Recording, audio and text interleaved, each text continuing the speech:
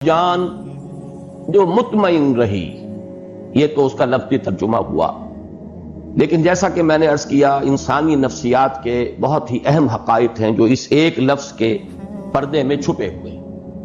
یہ وہ مضامین ہیں جو میں نے اپنے درس کے دوران مختلف مواقع پر بیان کیے ہیں، لیکن جیسے میں نے اس سال اپنے تنظیم اسلامی کے سالانہ اجتماع میں بھی اور انجمن کے محاضرات میں بھی کوشش کی کہ بعض جو بنیادی اور اہم مضامین ہیں ہمارے دین کے اور قرآن حکیم کے جو بنیادی تھیمز ہیں ان پر میں نے اپنی سوچ کو اپ ڈیٹ کیا، اور آخری جو نتائج ہیں آج کی تاریخ تک وہ میں نے گویا کہ کوشش کی کہ میں انہیں ایک ترتیب کے ساتھ بیان کروں۔ وہی بات میں کرنا چاہتا ہوں اس نفس مطمئنہ کے حوالے سے، نفسیات انسانی کے ضمن میں بعض حقائق جو پہلے وقتاً فوقتاً بیان ہوئے ہیں آج ذرا انہیں ترتیب کے ساتھ اگرچہ اختصار ملحوظ رہے گا۔ سب سے پہلے یہ نوٹ کیجئے کہ نفس کا لفظ قرآن مجید میں 3 معنی میں آیا ہے۔ ایک اس کے معنی ہے کوئی شخصیت، مکمل شخصیت، کسی کی ذات پوری کی پوری ذات۔ اب شخصیت انسان کی بھی ہے اور ایک شخصیت، ایک ذات اللہ تعالیٰ کی بھی ہے، لہذا یہ لفظ اگرچہ انسانی شخصیت کے لیے تو قرآن مجید میں بے شمار مرتبہ آیا ہے، لیکن میں صرف یہ نوٹ کرا لینا چاہتا ہوں کہ اللہ کے لیے بھی لفظ نفس آیا ہے، حالانکہ ایک اعتبار سے یہ لفظ جو ہے گھٹیا معنی میں استعمال ہوتا ہے، یعنی نفس امارہ، لیکن یہ ہے کہ اللہ تعالیٰ کی ذات کے لیے بھی یہ لفظ قرآن مجید میں 4 مقامات پر آیا ہے، کیونکہ اس سے مراد ہے ذات باری تعالیٰ، ایک پوری شخصیت، جس کو اقبال نے اپنے لیکچرز میں کہا ہے دی انفائنائٹ ایگو، وہ جو ایک خودی ہے، انائے کبیر وہ ایک ذات ہے، وہ ایک شخصیت ہے، وہ صرف کوئی وجود مطلق نہیں ہے، وہ صرف کوئی روح کائنات نہیں ہے، وہ صرف کوئی بے جان مادہ نہیں ہے، بلکہ ایک شخصیت ہے، ایک ذات ہے، مکمل شخصیت، مکمل ذات، انائے کبیر، وہ جو انفائنائٹ ایگو ہے۔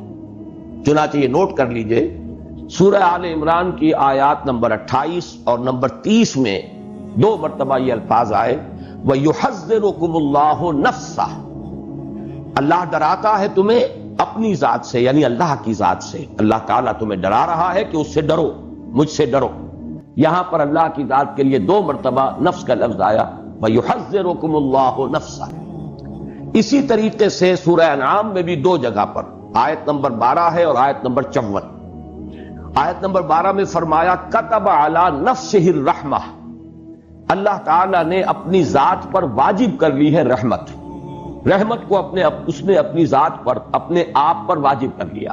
یہ میں اس لیے مثال دے رہا ہوں کہ اپنا آپ، اپنی ذات، اس کے لیے انسانوں کے لیے تو بے شمار مرتبہ لفظ نفس آیا ہے قرآن مجید میں، لیکن ذات باری تعالیٰ کے لیے بھی لفظ نفس کا اطلاق 4 جگہ ہے۔ سورہ انعام کی آیت نمبر 54 میں فرمایا کتب ربکم علی نفسہ الرحمہ، تمہارے رب نے اپنی ذات پر، اپنے آپ پر رحمت واجب کر لکھ لی۔ تو یہ 4 مقامات ہیں قرآن مجید کے جن میں ذات باری تعالیٰ پر بھی لفظ نفس کا اطلاق ہے۔ اور ایک اس وقت ذہن میں آیا ہے کہ یہ نوٹ کرا دوں کہ یہ اصول میں نے بارہا عرض کیا ہے کہ اہم مضامین قرآن مجید میں 2 دفعہ ضرور آتے ہیں۔ اب دیکھیے یحذرکم اللہ نفسہ 2 جگہ آ گیا، ایک ہی صورت میں سورہ آل عمران میں کتب علی نفسہ الرحمہ یا کتب ربکم علی نفسہ الرحمہ، یہ بھی 2 مرتبہ آ گیا سورہ انعام۔ تو ایک مفہوم تو لفظ نفس کا ہے کسی کی شخصیت، کسی کی ذات، پوری کی پوری شخصیت پر لفظ نفس کا اطلاق۔ دوسرے معنی میں انسان کی شخصیت کے حیوانی پہلو پر اس لفظ کا اطلاق ہوتا ہے۔ اب اس کے پیچھے وہ پورا فلسفہ جو میں بارہا بیان کر چکا ہوں کہ قرآن مجید سے جو رہنمائی ملتی ہے وہ یہ ہے کہ انسانی شخصیت کمپوزٹ ہے، مرکب وجود ہے انسان کا۔ ایک اس کا حیوانی وجود ہے، وہ خاکی الاصل ہے، زمین سے، مٹی سے، کرسٹ آف دی ارتھ سے جو ہے یہ وجود میں آیا ہے، کلے سے۔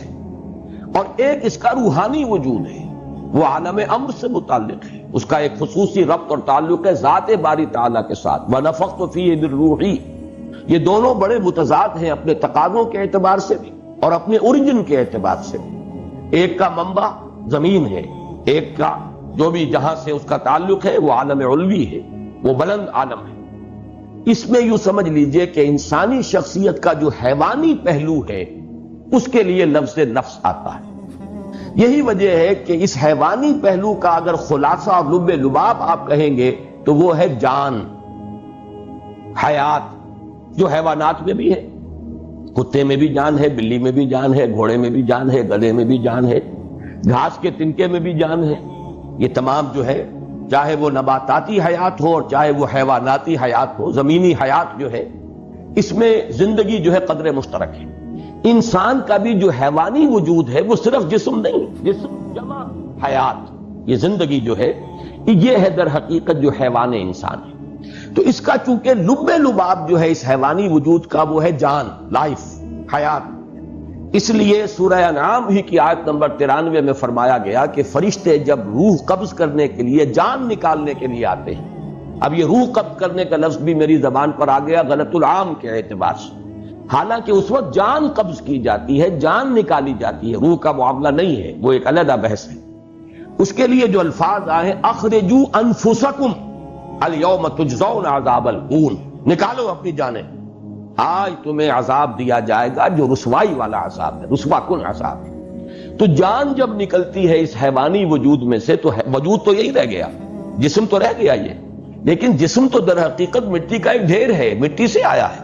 اس کا جو اصل حاصل ہے خلاصہ، جیسے کہ کتے میں اس کی جان جو ہے وہ اصل شے ہے، ورنہ اس کے بعد جو ہے گل سڑ جائے گا اور اس کا کوئی حقیقی وجود نہیں ہے۔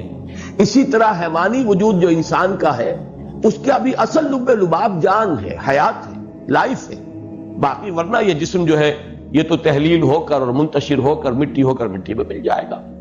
تو جان کے لیے بھی اس قرآن مجید میں لفظ اخرجوا انفسکم، نکالو اپنی جانیں۔ اور یہی دوسرا پہلو ہے کہ جس کے لیے سورہ یوسف کی آیت نمبر 53 میں اور جو 13ویں پارے کی پہلی آیت ہے اس میں لفظ آیا ہے ان النفس لامارۃ بالسوء۔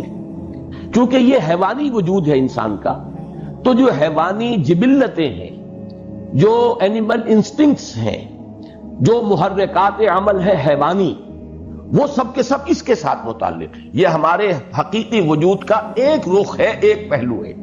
یہ آدھا وجود ہے انسان کا جو حیوانی وجود ہے، اس اعتبار سے اس کے لیے نفس کا لفظ آیا، لیکن نفس کے ساتھ صفت آئی ان النفس لامارۃ بالسوء، جس کے لیے کہ ہمارے ہاں عام طور پر، خاص طور پر صوفیانہ لٹریچر میں نفس امارہ کا لفظ استعمال ہوتا ہے، حالانکہ قرآن مجید میں یہ ترکیب اس طور سے نہیں آئی، النفس الامارہ یہ لفظ نہیں آیا، ان النفس لامارۃ بالسوء، یعنی یہ جو حیوانی نفس ہے انسان کا یہ تو لازماً برائی کا حکم دے گا۔ کیوں دے گا؟ اس لیے کہ یہ اینیمل انسٹنکٹس جو ہیں یہ بلائنڈ ہیں۔ انسان کو بھوک لگتی ہے، پیٹ کھانے کو مانگتا ہے، اسے اس سے غرض نہیں ہے کہ وہ حلال کھانا کھا رہا ہے یا حرام کھا رہا ہے، اسے تو اپنی بھوک کی سیٹسفیکشن درکار ہے۔ پھر یہ کہ وہ فی نفس ہی وہ گوشت جو ہے چاہے بکری کا ہے اور چاہے وہ سور کا ہے، نفس کو تو اس سے بھی تعلق نہیں۔ پھر بکری کا بھی ہے تو حلال ذریعے سے کمایا گیا یا حرام ذریعے سے کسی کی جیب کاٹ کر جا کر بکری کا گوشت خرید لیا گیا، ان چیزوں سے نفس کو بحث نہیں۔ اسے تو جو بھی ٹینشن اندر ڈیولپ ہو جاتا ہے، بھوک کا ٹینشن انسانی نفس کے اندر، اسے اپنی تسکین چاہیے اور وہ تسکین پیٹ کو بھرو۔ اسی طرح شہوت ہے، جنسی جذبہ ہے، وہ تو اپنی تسکین چاہتا ہے، گریٹیفیکیشن چاہتا ہے، اسے اس سے غرض نہیں حرام راستے سے ہو، حلال راستے سے ہو، برائی سے ہو، بھلائی سے ہو، جائز سے ہو، ناجائز سے، اسے اس کی کوئی غرض نہیں۔ تو یہ جو انسان کے جو حیوانی جبلتیں ہیں، حیوانی انسٹنکٹس ہیں، یہ جو اس کے محرکات عمل ہے حیوانی، یہ رجحانات و میلانات جو حیوانی ہیں، یہ چونکہ اندھے ہیں، انہیں خیر اور شر اور انہیں حلال و حرام اور جائز و ناجائز سے بحث نہیں ہے، لہذا ان کے لیے فرمایا گیا یہ تو برائی کا حکم دیں گے۔